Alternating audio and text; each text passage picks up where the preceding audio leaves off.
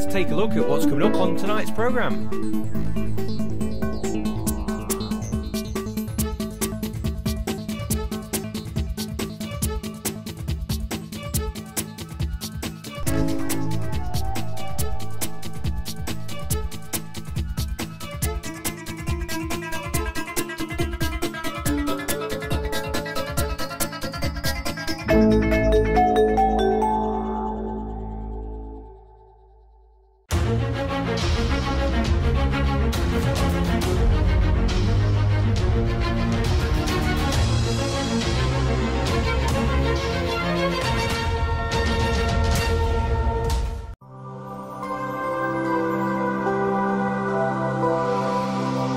It's now time for this month's broadcast of Learning Now TV.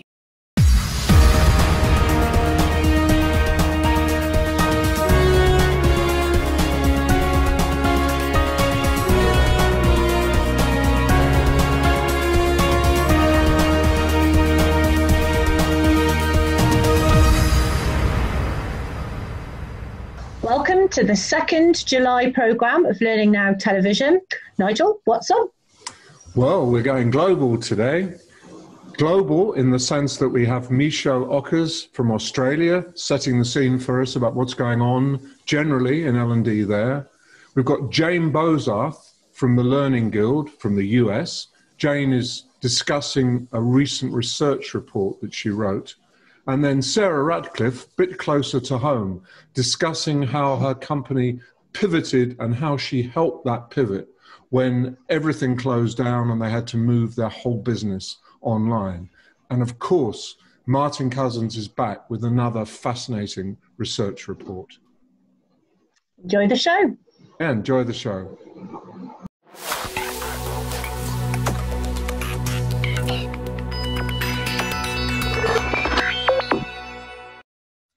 It's not often I get to speak to Jane Bozarth, but I'm lucky enough to be able to pin her down today.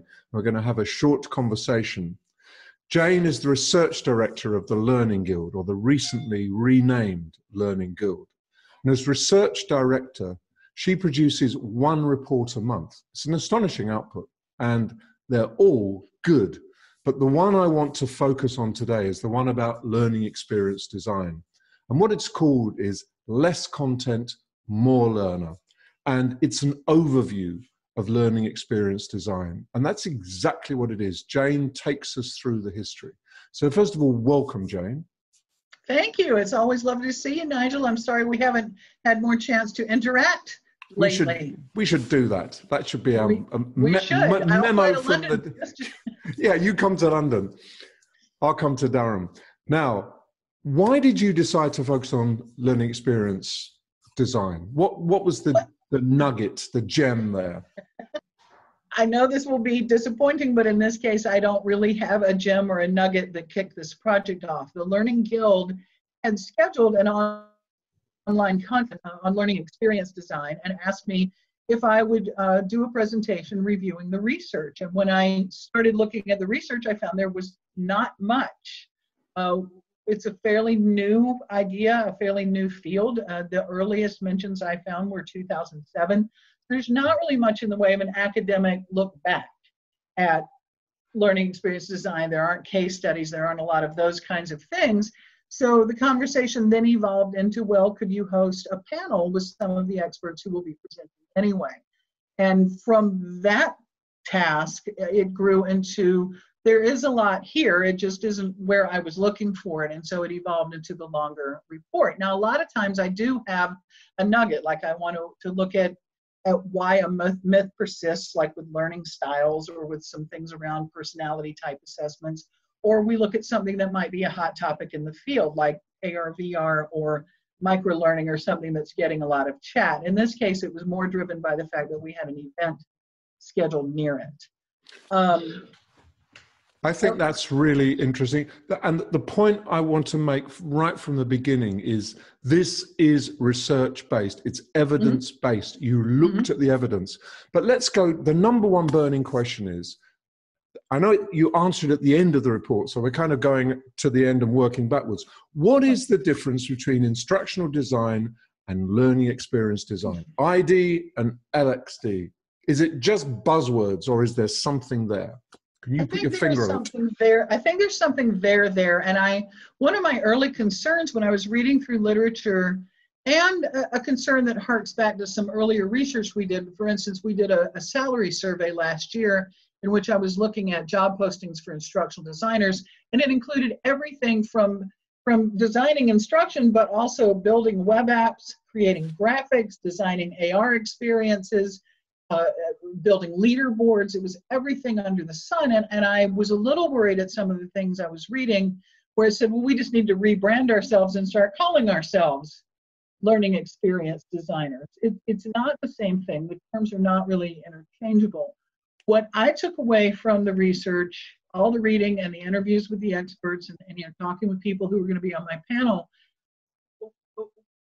what I took away from that is in the aggregate, when you look at all of the elements of learning experience design, what I saw were things that I knew very seasoned, talented, I would say maybe even gifted, assertive instructional designers were doing. They were incorporating many, many elements. They weren't just building a course with the next button. They were able to push back when they were told to build a course with a next button, right? They were able to say, this is not a good idea. They were able to say, I don't think training is the answer to this sometimes, which I've been in that position. But they understand that it's not just a course, it is building a journey for the learner to go through that may involve many different elements. It may involve different kinds of digital content. It may involve some face-to-face interaction. It may involve a lot of things, but the idea is to build a successful journey for the learner, not just push material out, which is what many of us have done for a long time. We're great at it, but this is something bigger than that and something more. Does that make sense? It's like zooming out. So instead of going into the minutiae of this word, this phrase, this button, this comment, you come out and you look at the whole of learning experience. And you go right back to Kolb, don't you? You start with where much of it, where it all began, in a sense, and the Kolb learning cycle, and how that grew and evolved into something at the end of the journey you can pin down as a learning experience design. And I would say that is as much experiential learning and Kolb sort of being the driver behind a lot of that in the late 80s as anything else. But there's something else I wanted to say. I am not meaning to say that learning experience design is just bolting together 25 different things. I ran into a situation in my old job where one of our agencies thought they had built a good experience for a new hire. There was onboarding everybody. And I happened to run into one of these people and I said, well, how is that experience for you? They said, well, pretty much the LMS assigns me 25 things. They're all due on the same day and I don't have any idea what matters and what's important and they're all required. So, it's building an experience that starts with the person coming in for their first day, that includes the difficulty with logging into the system, with finding the things in order.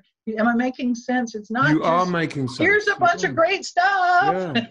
It also isn't, well, I'm wagging my finger at you, I'm sorry. It also isn't just rah, yay technology. I used the example in the report of Google Glass, which was given, all the consideration was given to the technology with hardly any to how a human being might use it or why they would want to, right? Now they've gone back and found those user applications and they're doing well with the product in other settings. But do you remember when Google Glass was launched and it was going to be the coolest thing in the whole world? Absolutely right. It was going to transform our lives and it didn't. It just embarrassed us. Right. Google Glass holes, as they were referred to.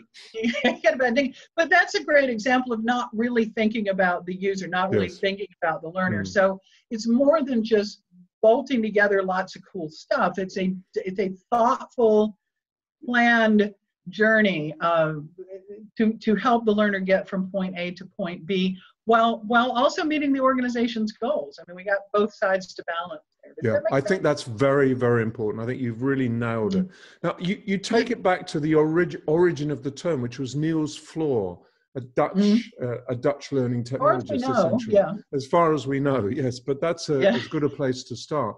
And he was trying to put his finger on something like that, this thoughtful journey, this ability to look at the whole concept of the learning, not just focus minutely on a piece of content. And that's what's endured, really. So his original idea has come through into our present, really, hasn't it? Yeah, and Floor, a lot of his emphasis was on the idea that you can push content all you want. You can offer, your reasons and your rules and your policies, and here's your guidelines and here's your compliance factors. But Floor, a lot of his work focuses on the fact that we have got to address the individual's motivations and interests if we really expect them to learn and apply what they've learned. I don't know that that's the case, with hot stove training. I mean, if the safe is going to fall out the window on your head, maybe they'll get out of the way without a whole lot of other help. But I think we spend a lot of time considering to the title point of the article, the report is that we spend a lot of time talking about pushing the content rather than how we can pull the learner to it. Yes, I think that's right. And what you also do, as with all your reports, is offer a comprehensive bibliography at the end. So if anyone wants to disagree, or they want to trace the journey, or they want to challenge anything you've said, it's all there completely transparently. Right. So I think this is illuminating, useful, insightful, and a quick read. It's 20 pages, something like 20 pages. And thanks so much. And I would add, in addition to the conversation about Kolb and Floor, also take a look, and there's a bit in the report from Plout. And one of the things that I think is interesting about Plout is that for many of us, our training and our work is linear. We hear there's a problem, we have meetings about the problem, we talk to people about the problem, we look at who the people are in the problem, and from then the development process is pretty linear. We design something, we develop something, we implement it. It's sort of the old, we can call it the ADDIE model. There are other names for it, and we've looked at ways of sort of making an accordion out of it and flattening and overlapping. But Plout writes about stacking, the idea of stacking concepts like these, one on top of the other, rather than stringing them out along. And I think that's interesting because he's talking about not just delivering the content the way we're used to, or creating instruction, but how we can make that elegant, how we can make that appealing, how we can make that interesting. A lot of usability or user considerations center around what we have always referred to maybe as engagement. Is it interesting? Is the learner having a good time? Or is there something compelling? Are the interactions valuable to them? Are they, it's what we've called that, but it's another way of looking at it. And I think his idea of stacking these concepts helps you understand how to build a more effective experience, rather than just try to get away from the linear stuff. Move from one to this to this to this, because you have to keep, it's a holistic view. You keep everything in your mind as you go through. That's the difference. Yes, the conceptualization is a little different. I think it's an interesting way to look at the work. Yeah. Well, Jane, thank you so much for talking to me. And I can only say, go to the Learning Guild site. It's a free download. Go for it, read it, and I defy anyone to come back to me and say, well, I didn't learn anything reading that. You will learn something, and you'll probably learn an awful lot. Jane, thank you so much. Thank you. Thanks for having me. It's always a pleasure, sir. Thank you.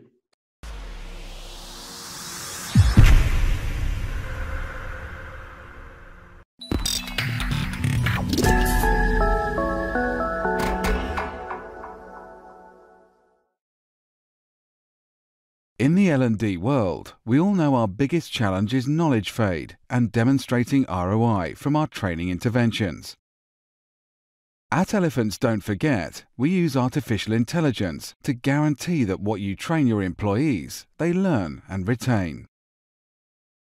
If you are looking to transform the impact your training content has in your business, improve the ROI, and perhaps help employees learn and retain even the dull regulatory material, drop me a line at nelly@elephantsdon'tforget.com. I'm excited to welcome my next guest to Learning Now Television. Sarah Ratcliffe is an L&D specialist currently working with Ann Summers. She is also Learning Professional of the Year, recognised by the Learning and Performance Institute, our friends at the LPI. So Sarah, welcome to LNTV. Thank you very much. I'm absolutely chuffed to be here. So we've recently been introduced, having obviously moved in some of the same circles for a long time. And on our sort of initial meeting, you had some really quite incredible stories to talk about how, as a retailer, Ann Summers has adapted and been able to thrive in adversity amidst this kind of coronavirus crisis. So can you tell us a bit about what you do there and also sort of what the last few months have looked like? Yeah, absolutely. So with Ann Summers, I have been looking after retail and our party plan teams. Now, for those of you that know Ann Summers, I'm sure you know the brand very, very well. And of course, COVID meant that retail just went, didn't it? Overnight retail went. Now, we were lucky enough that we had other channels such as Party Plan and online. And if anyone out there has ever been to an Ann Summers party, I don't know whether you have, Kate. I have, back in my youth. In your youth, you've been to an Ann Summers party. We have got teams of ladies across the country who go out and run their own independent businesses as a channel for Ann Summers. Now, if you can imagine, at the start of COVID, we had about 4,500 self-employed ladies out there, and some of them are running really quite substantial businesses. They have given up full-time jobs, they've got complete financial freedom as a result of running these businesses. But when COVID struck, all of a sudden the opportunity of being in someone's home and doing that personal shopping experience was gone. So it was a little bit like when Titanic hit that iceberg. The amount of panic. So if you can imagine, Titanic was a party plan ship and you've got 12,000 ambassadors on there who are thinking, oh my goodness, my financial security has gone. Because they couldn't at that point see how they were going to continue running their businesses. So as a business, we had to react very, very quickly. So how could we get them away from the iceberg and kind of fill the hole in the ship so that they could travel on? And so we were in the position where we could give a great joining fee, but from my kind of people perspective, my worry was there that we could potentially exacerbate the situation, because we've got all these ladies that currently don't know how to run their business. The world has flipped. So that's one problem. The second problem is that we're then getting more and more water into the ship. We're adding more ambassadors to the ship, and it's potentially could have sunk quicker. So it wasn't so much about fixing that problem, but was how are we going to give them the tools to survive in a virtual world? And how are we going to inspire some of these new people joining us to just help that ship move with more speed, really? So that's what we had to do, and we did it very, very quickly. And I can absolutely tell you right now that the results have been phenomenal. I've not slept in the last 2 hours. I have been writing content through the night. All day I'm delivering content, but the results speak for themselves. So we have now, I can't even work it out as a fraction, but we have gone from just over 4,000 ambassadors, and now we have got over 18,000 ambassadors. Incredible. So onboarding every week. And are they delivering via, you were talking about Facebook, so they're running these parties online now? Yeah, so what we did was, I think one of the key things that we did really early on, and something that I'm really passionate about, was we were able to collaborate with the business. So what I believe is that L&D has to be at the start of the conversation.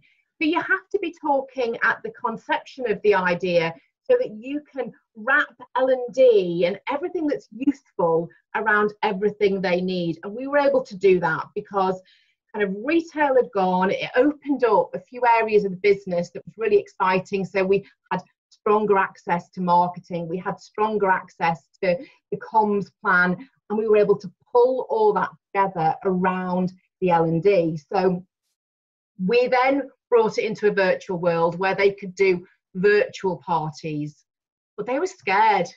They were scared. It was like the lifeboat is there. How are we going to get them to jump into it? And that, again, another thing that I'm really passionate about. And I think probably what was one of the reasons why I did win the award is because I really understand that you've got to get them to want to engage. You've got to help them to understand the benefits of doing that. And so we absolutely have been utilising Facebook to run these virtual parties. I can absolutely say they're an absolute hoot. I was sitting sort of watching some of these in the infancy happening, and I was laughing my head off and thinking, this is just brilliant.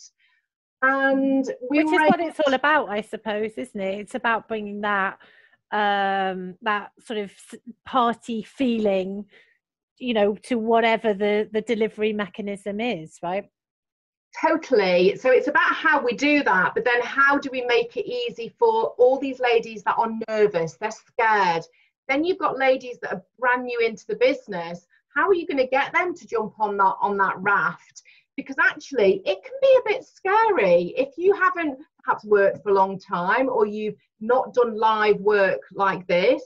It can be scary to suddenly find yourself demonstrating Summer's products or talking about them. You're not yet an expert. So how are you going to get them to the other side so that they can have customer trust, so that customers want to buy? So how do you give them the tools to do that? How are you bringing them in through that process and onboarding them? So what I do is absolutely help them see the benefits and try and make it look easy and achievable. And I'm always really honest with them. So any lady that comes on a session with me, they will always say every single time, I don't want to go live. I don't want to be on a video. And I'll say to them that, you know what, that's exactly how I felt. We've got to remember what it feels like at the outset of that journey. But then what I also do is I show them the benefits.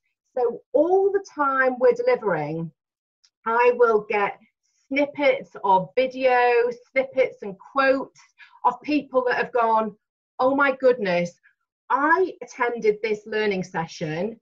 I then went out and did this, and this is what it did for my business. Because what we've also seen in this success story is that people have joined and are now building their way up our career plan, and now are finding themselves after only a very short amount of time in financial freedom.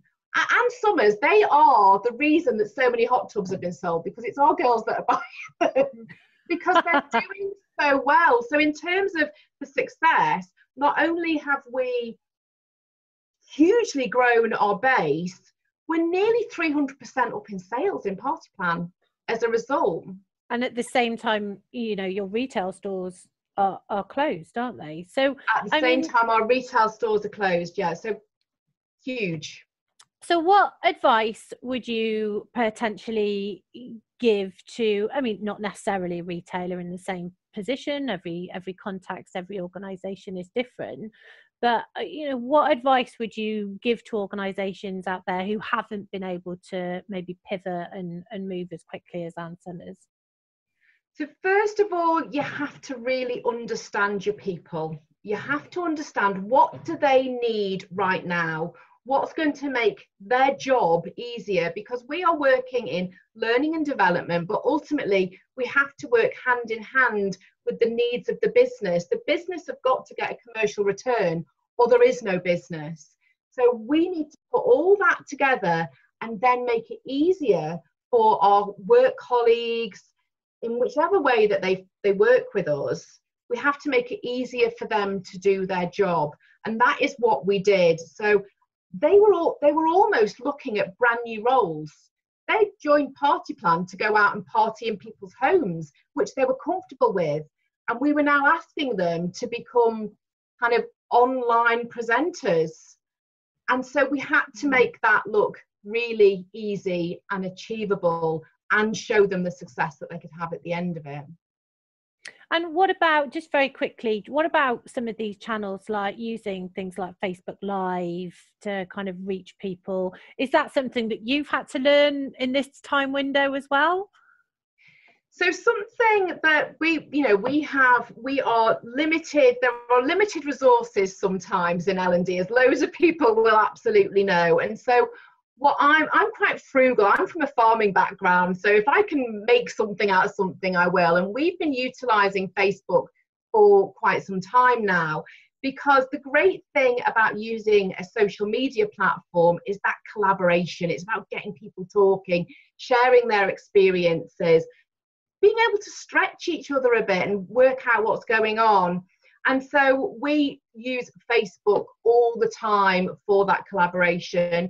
I use Facebook for learning. So whilst I will be hosting lots of webinars over the week to individual sets of learners, depending on what they need, we also kind of will broadcast out through Facebook. So on a Friday, I do a little bit of an ant and deck thing. So we do a Friday 10 o'clock takeaway. And that is me being able to continue the conversation from that week's learning. So I'll always ask them, who are my learning heroes? What have you learned? What did you do? What were the results? What are you going to do next? And what that's doing all the time is building momentum. So people are learning from each other. They're learning from me. They're driving more people to that training. And it's just building all the time. And and in that scenario, it kind of becomes less about the tech or the platform that you're using, and much more about how you're using it. And I think one of the takeaways for me from all of this is, it's a great success story during a tough time, but it's that empathy that you've shown, and understanding of the challenges that these people are facing, and turning that into something that has helped them to succeed. So Sarah Ratcliffe, Learning Professional of the Year. I can't believe the time is up already. We'll have to get you back on again to talk a bit more about your award and things, if that's okay. I'd love to. Lovely. Thanks for joining us today. Thank you for having me. Bye.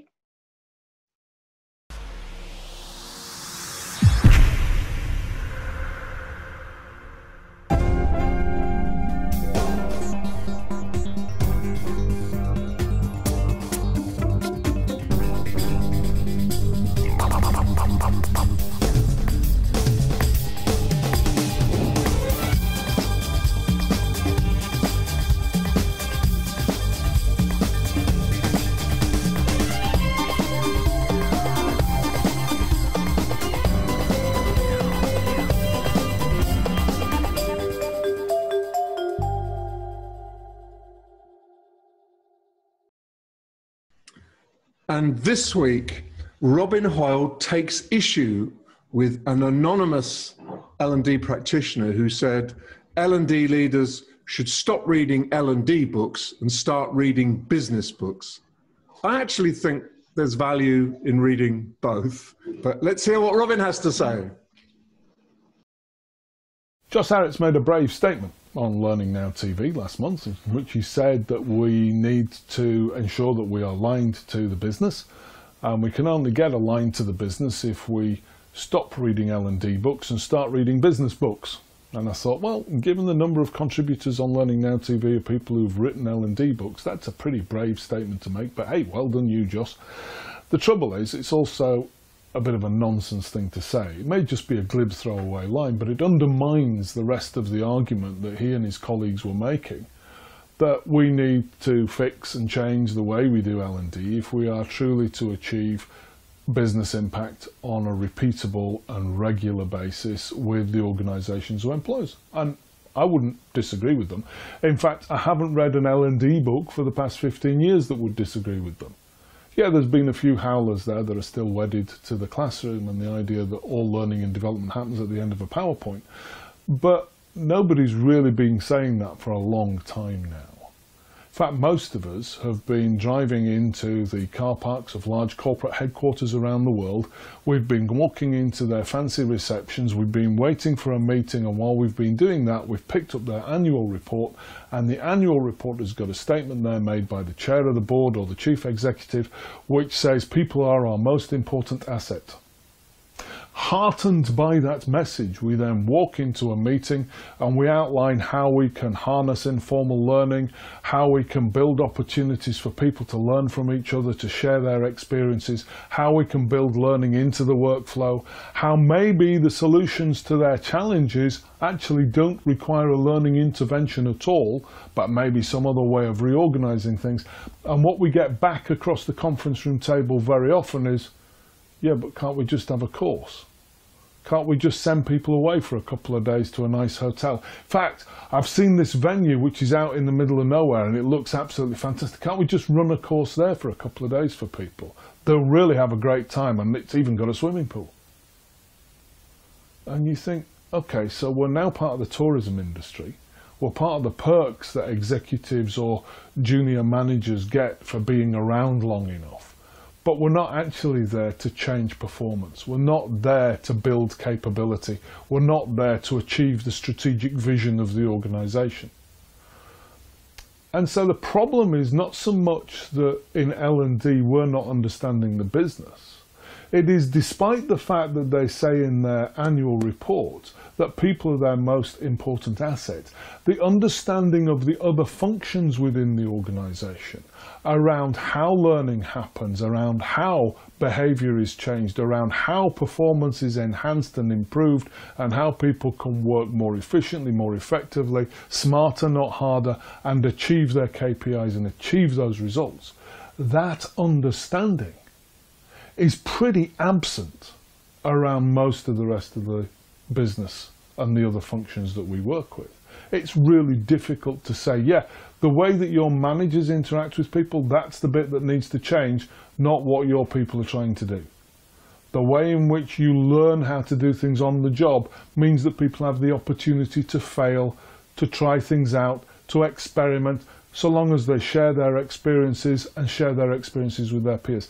That's not a message which the rest of the business yet wants to hear, because it's not covered in any of those business books. So what I think we need to do is not think around that message, which seems to me to be just another version of those who can do, those who can't teach, and those who can't teach teachers. Yeah, it's glib. This is not reaching out to the learning and development professional and those people who are like-minded and saying, how can we help organizations improve and get better? This is actually a little bit sneery. And I don't want to be part of that, and I don't think our industry does.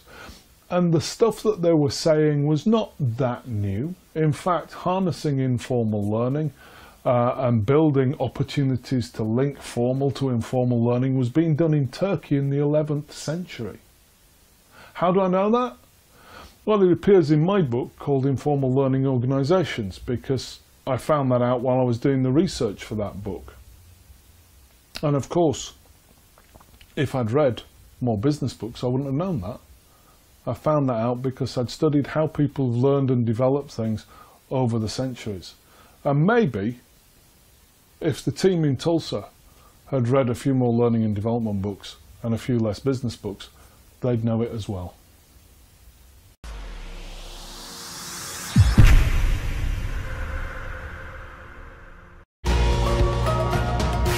DPG's online courses are designed to fit around your life, so you can study anytime, anywhere.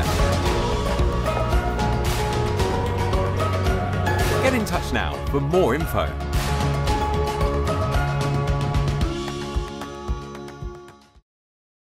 I'm delighted to broaden the scope of Learning Now TV this month because I'm talking to Michelle Ockers. Michelle is based in Brisbane, Australia, and she is a recent winner of the Learning Person of the Year for the Australian Institute of Training and Development. She's very, very well known on those shores and getting an increasing reputation around the world for her wonderful Learning Uncut podcast and the work she's doing with organizations, big and small. So it's a thrill and a pleasure to have the chance to talk to you today, Michelle. Thanks for coming on. Thank you, Nigel. And isn't it wonderful the way that we're now using the internet in new ways and reaching out to each other and connecting? One of the big shifts at the moment, right? Everyone's connecting and communicating and making sense of what's happening together. And it is very vibrant online. Yes, things are different in Australia. Australia has managed the pandemic slightly better than the UK, I have to say, and is returning to normal. But essentially, that network, we feel connected in a way that perhaps we wouldn't have felt connected a few months ago. So I think you're right. And we're all talking to people, big and small, broad, nearby, far away. It's just easy, and it's the same. Talking to you today is exactly the same as talking to someone around the corner. I can't meet them in person, but I can talk to them online. So yes, it is a big shift. Just the first question is, just tell me, give me a few examples of good things that have emerged from this pandemic as far as learning is concerned. Maybe 3 things that are really positive and exciting from your perspective. Sure. One of the really exciting things is that the barriers to change have dropped.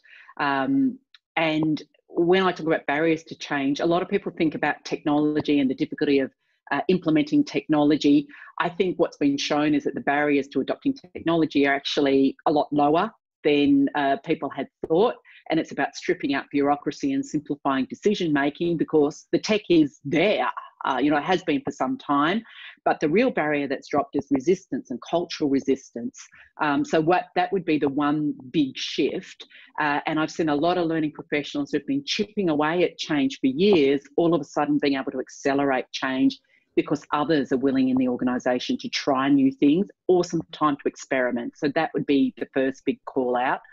The second call out is, when the pandemic first hit, and working from home was suddenly thrust on everybody, there was this big urgency, this immediacy to figure out how to support people. And there was no time to develop e-learning. There was no time to develop courses. There were no classrooms to put people into. So we figured out other ways of doing that. And it showed us that good quality curated content that people could self-help to was great.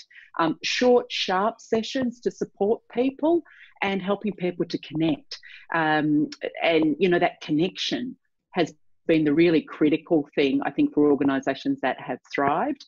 And the other thing I'll call out, which is kind of like a mix of leadership and learning, is the humanisation of people, if I can put it that way, the recognition that people bring their whole selves to work.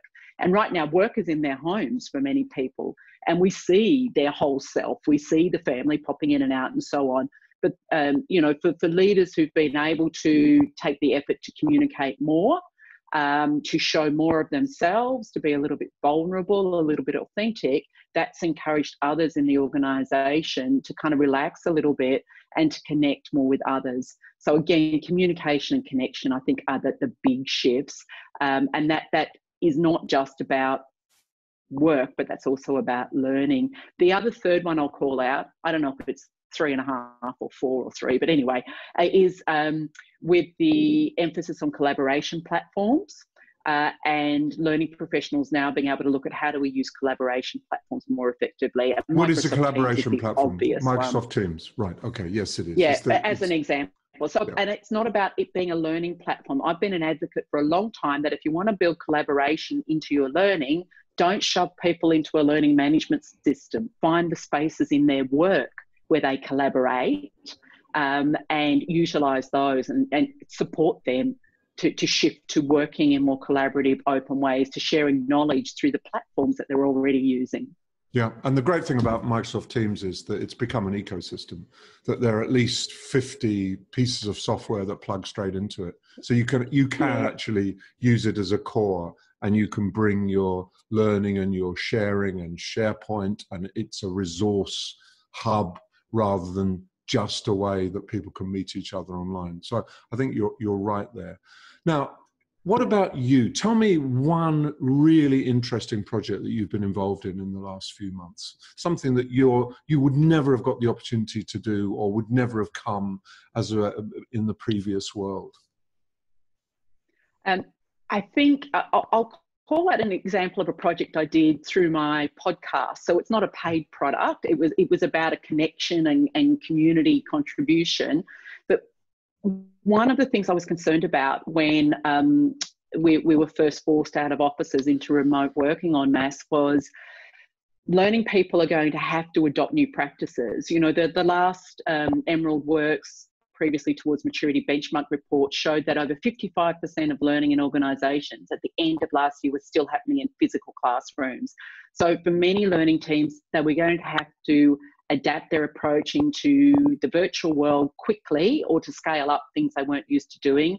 And I was concerned about bad practice being picked up and emulated, or people struggling to know what good practice might look like. So I thought, what can I contribute? What can I offer? And I thought, I've got my podcast, Learning Uncut, and I've got a great network of people around the globe who are progressive, practical, and know what they're doing. So I created something called the Disruption Series, and I put out one episode a day basically for 3 weeks, just focusing on one specific example of how to do something well in the virtual space. You know, be that, you know, facilitating live online sessions, which has been very popular, through to helping people to connect in the flow of work, and a whole range of topics. So I would say that's an example, and there's been strong interest.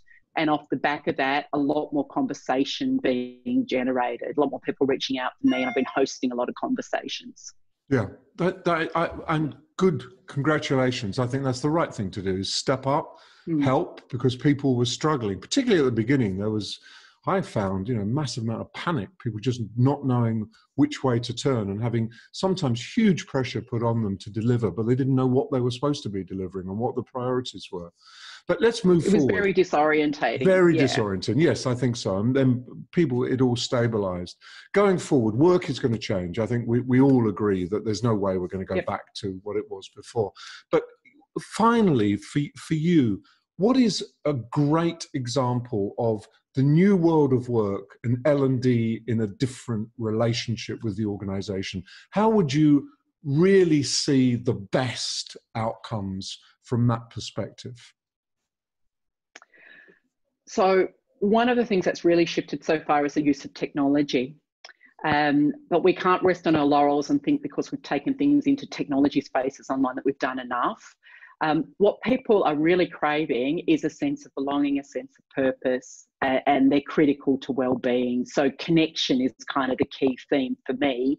How can we help people to connect more organically? How can we share responsibility? How can we help them to connect inside the organisation and outside the organisation? Which really gets back to a lot of the stuff that, you know, you and I have spent a lot of time talking about around learning culture. I think there's an opportunity now to say, okay, we've done a little bit with technology. Let's look at the human element, which is what's really winning out for organisations that are thriving right now, right? In terms of leadership and work, is looking at how to connect people. So I think that's the space for us to lean into, is connection and community. Yeah, and again, see people as human beings, not just repositories for your learning content. That's a fantastic point to end on, I think. Michelle, it's really good to talk to you, and I greatly appreciate you giving up some time for Learning Now Television. Pleasure, Nigel. Thank you.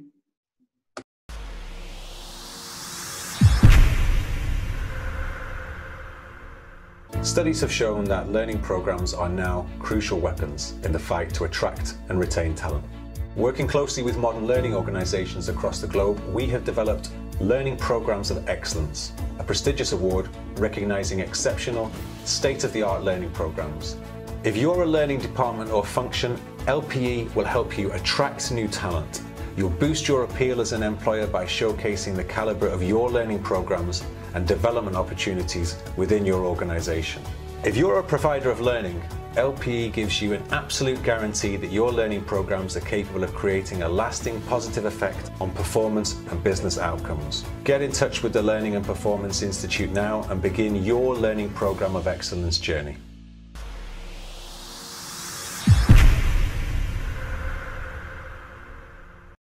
The Happy Manifesto is a book that can help you transform your organisation into a happy, productive workplace where people feel fulfilled. We are now launching an online version of the programme based on bite-sized videos, exercises and learning points. It will launch in January on Udemy at just £50, and there'll be an enhanced version from Happy, which will include webinars and further exercises. Join us to help transform your organisation. I'm Henry, I'm happy, I hope you are too. Every time we have Learning Now television, we focus on a research report which is brought to us by Martin Cousins. And we've probably had 30 or 40 reports in our time, all relevant, all interesting, and the vast majority free downloads.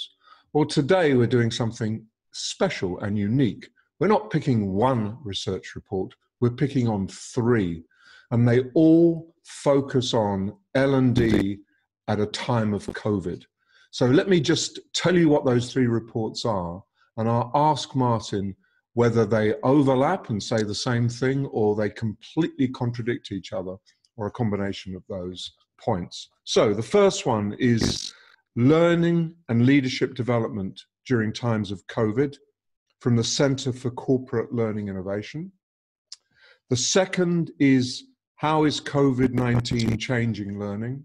And that's a very recent report from the Fosway Group. And thirdly, the impact of COVID-19 on L&D by Optimus Learning. They're all snapshots, I would say, rather than in-depth research.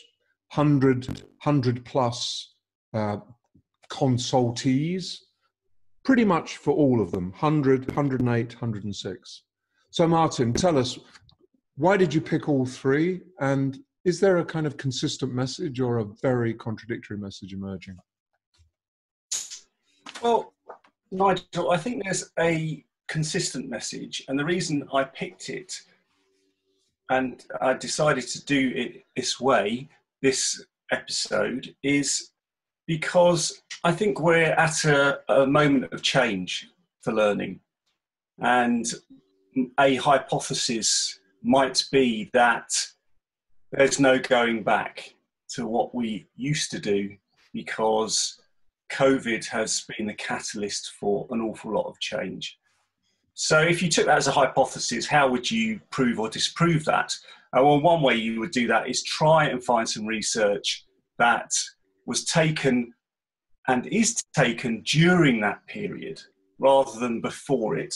So I've picked out 3 pieces of research that are quite small. They're almost like pulse surveys. So they're giving you a temperature check. So I think when we talk about this, we have to take it in that spirit. But my feeling is that this is a very big moment for learning and development. And I think we should be capturing that. And in some senses, that's what this is about. It's about looking at some research just to describe that change and trying to understand what is going on. So can you summarize those changes? Are there headlines that you could share with us? Yeah, I've got some notes here, so you have to bear with me while I kind of look down there a bit. You're allowed to do that, Martin. Thank you. 4 things, I think. Right. One is, no surprise, rapid shift to online. The second is the areas where learning and development are actually supporting the business. I think that's changed significantly. Then there are the challenges for learning teams in the current climate and operating environment. And then I think if we were to sum it all up, we would probably have a conclusion that is, as I have said in the introduction, a very changed landscape in which learning is operating, and it is operating in different ways. Right, so number 1, rush to digital. Number 2? Yeah, number 2, the areas, so if we went to number 1 quickly, yes, the Fosway research, showed pretty much across the board that L&D professionals are having to change their strategy in response to the pandemic. Yeah. And 2 in 3 are making significant changes to what they do and how they do it. So, you know, that kind of says it all, really. It's digital, and it is very different for most people than it was previously. Fosway, it's a kind of wake-up call, particularly for HR, you know, using spreadsheets to do their data analytics because they haven't got anything sophisticated. So I think there's going to be a push across the board in digital. Yeah, I think that's absolutely spot on, Martin. Second one. So also the Centre for Corporate Learning Innovation Research showed 57% of teams have shifted their focus onto new business critical initiatives. Yeah. So that is interesting too. 41% are converting programs to online. And even within that, 33% have postponed programs, kind of learning training programs, and 26% say they have no plans to convert them at this point in time. So basically, L&D teams are working on business critical stuff, and other stuff is either being put on hold or not being done at all right now. So that's a change. Yeah, it is. You're quite right. So what are the areas that the second point is what are the areas that learning teams are supporting the business with? Yes. So that's quite interesting. So we've got leading remote teams. I mean, this is across all the research. Restructuring the business, building resilience, well-being and mental health, supporting people to work virtually, developing leaders in times of crisis. Yes. But well-being is a strand that goes through all of this, as is becoming very good at remote working very quickly. And I don't think anyone would be surprised about that, but that is vastly different to what most people were attending to 10 weeks ago. Yes. In fact, well-being was almost at the bottom of the list. And suddenly there's this recognition that if you don't support your people, they won't perform. And certainly shoveling compliance learning down their throats because they've got a bit of spare time is the worst way to help people thrive or at least survive in all of this. Okay, so what is the third area? So the challenges. Right, okay. Well, I think that this was quite an interesting one, and probably something that the profession is going to be kicking around quite a lot in the coming weeks and months. And that was the Centre for Corporate Learning Innovation flagged up that when it comes to developing virtual leadership programs, only 59%, so it's quite a lot, but there's a lot that aren't, have the expertise to develop virtual leadership programs. But 28% say that a lack of methodology is a barrier. Now, I thought that might sound like quite a low percentage, but I think that's quite an interesting point to be thinking about, the methodology of how you do what you did before now. Yes. What does leadership and management development look like right now when everyone's distributed and when everyone is using different virtual tools? What does that look like? Because I could be wrong, but I think a lot of what has been written about leadership and management has been based on people being in a physical place together. Yeah. More so than virtually any other form of learning. Leadership development has been very conservative, focused on not just being in a place, but often being in a great place, a beautiful center, an outdoor location, in a countryside location. That kind of thing still goes on to this day. And there's been an abrupt end to that. And therefore, what do we do now? So the need has increased, and the supply has dried up. Therefore, they have to respond. Yeah, it's a very good point. Very good point. If you care about evidence-based practice, Yeah. And what are the methodologies that work when it comes to virtual leadership and management development? That's the question. I don't know the answer, but that is a question that people are going to have to kick around. And maybe they're discovering the answer as we speak, and that answers will emerge. Yeah. Yeah. And I think this is why it's a really interesting time to be looking at pulse type surveys from now into the future. Completely agree. Try and capture what on earth is going on and how people are starting to develop new ways. Yes. So what are your conclusions, Martin? Is this a defining moment for L&D, or do you think it's just a temporary hiccup on the winding road forward? Or, that's a terrible metaphor, but you know, well, I think, is it a defining moment? You know, I know I'm a big fan of looking back to look forward, and I'm no crystal ball gazer either.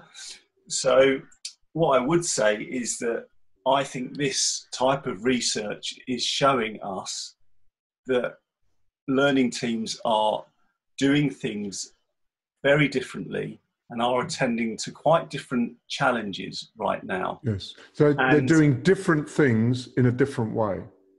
That's really important. It's both of those changes. Yeah. Yeah, and I think, you know, the Fosway stat, 67% say these changes have created a major shift in what they do and how they do it. Yeah. And I don't think people will be going, you know, we don't know what's going to happen in terms of easing of lockdown, what that means for workplaces and working and how we work. But I don't think we're going to be going back to what we were doing 10 weeks ago. Yes. And I think that's what all this research is telling us.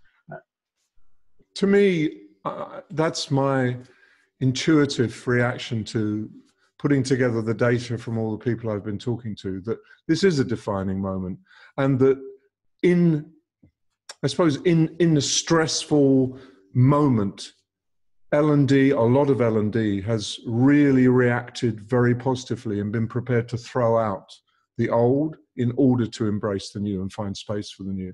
Martin, these reports are well worth reading, and people should download them and have a look. And we should come back in a few months and pick up on the second wave of Pulse reports and see if these changes that you're predicting have been embedded or what else is going on in our field. So I really appreciate your time, and I think well worth gathering together the three reports rather than pick one off at a time, because it's in the three you get a sense of something definitive going on, and we wouldn't have got that from looking at one of them in isolation. So thank you so much. Thank you.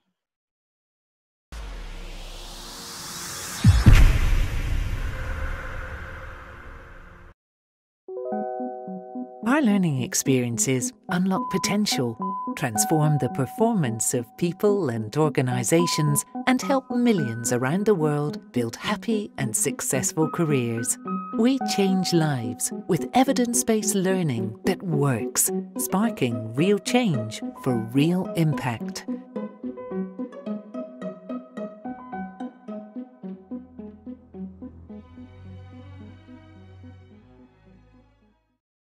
Okay, I really thought that was a very, very interesting show. Did you find any online conferences for us to discuss or to promote? Just the one coming up at the moment. I think obviously things are quite up in the air for the autumn. So our friends at Happy Workplace have their conference happening online on the 30th of July.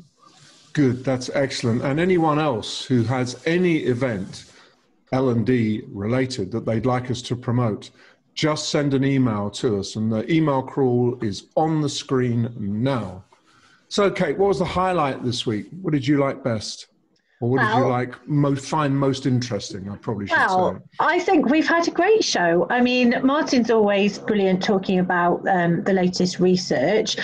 Jane, you know, I've known Jane Bozoff for a long time, and she is just always brings great value and great joy, you know, to everything that she does. I love her sort of enthusiasm and her take on things. She's a real professional, and she's also an absolutely ace researcher. Now, the report we talked about is a model of a research literature review. And there are many other organizations who claim their work is evidence-based. I will name no names, when they're far from evidence-based. When Jane says this is research-based, she means it. Yes. Yeah, and she is of course Dr. Jane Bozar, so she has a PhD. Yeah, she does have a background in that. And Michelle, I just think she's incredible. I think her take on things is just always so valuable. I always love reading her newsletters and listening to her podcast. Yeah.